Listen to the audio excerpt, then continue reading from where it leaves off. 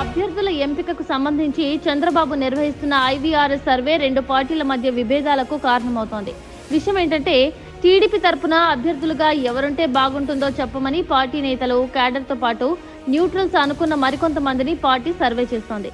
నియోజకవర్గంలో 3 పేర్లను ఐవీఆర్ఎస్ పద్ధతిలో మొబైల్ ద్వారా సర్వే చేయిస్తున్నారు. ఈ సర్వే ఇప్పుడు తూర్పుగోదావరి జిల్లాలోని పెద్దాపురం, రామచంద్రాపురం నియోజకవర్గంలో జరుగుతోంది. దీనిపైన జనసేన నేతలు పెద్ద ఎత్తున అభ్యంతరాలు వ్యక్తం చేస్తున్నారు.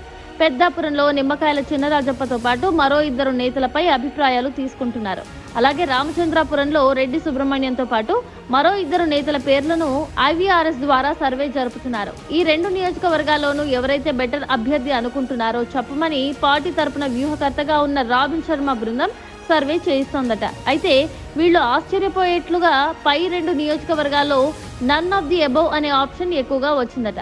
సూచించిన 3 పేర్లకు బదులుగా నన్ ఆఫ్ ది అబౌవ్ రావడం ఏమిటని ఆరా తీస్తే సర్వేలోకి జనసేన నేతలు, క్యాడర్ దూరేసినట్లు తెలిసిందట. దాంతో పై నియోజకవర్గాల్లోని జనసేన నేతలతో సీనియర్ తమ్ముళ్లు మాట్లాడినప్పుడు పెద్ద గొడవలయ్యాయి. ఏ నియోజకవర్గంలో ఏ పార్టీ పోటీ చేస్తుందో తేల్చకుండానే అభ్యర్థిగా ఎవరైతే బాగుంటుందో చెప్పమని అభిప్రాయ సేకరణ చేయడం ఏమిటని జనసేన నేతలు నిలదీశారట. సీట్ల సంఖ్య తేల్చకుండా పోటీ చేయబోయే నియోజకవర్గాలపై క్లారిటీ రాకుండానే ఇలాంటి సర్వేలు చేయించడంలో ఉద్దేశం ఏమిటన్న జనసేన నేతల ప్రశ్నకు తమ్ముళ్లు సమాధానం చెప్పలేకపోయారట.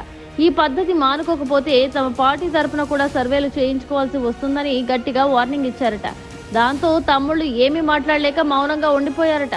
ఇలాంటి సర్వేనే తిరుపతి, శ్రీకాళహస్తిలో జరిగినప్పుడు కూడా గొడవైంది. అయినా చంద్రబాబు వెనక్కు తగ్గకుండా రాష్ట్రమంతా ఐవీఆర్ఎస్ పద్ధతిలో సర్వే చేయించుకుంటున్నారు. మరి ఇలాంటి సర్వేలతో పార్టీకి జరిగే లాభం ఏంటో చంద్రబాబే చెప్పాలి.